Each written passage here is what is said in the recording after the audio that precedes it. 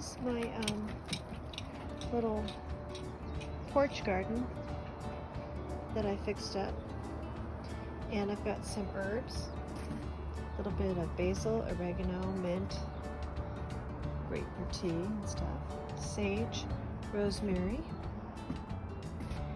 some geranium, flowers. I had some pineapple sage in there, but it got too hot, so I pulled it.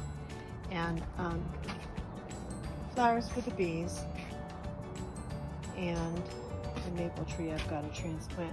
So all of these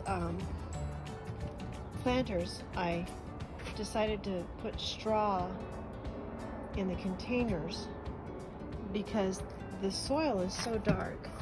It's pretty rich and it kind of attracts the sun.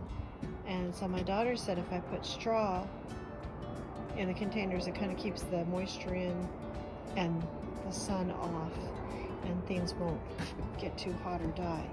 So that's kind of a idea for you if you're doing container gardening. Just a thought and a bit of a view. Hello, Southern Oregon. How are you?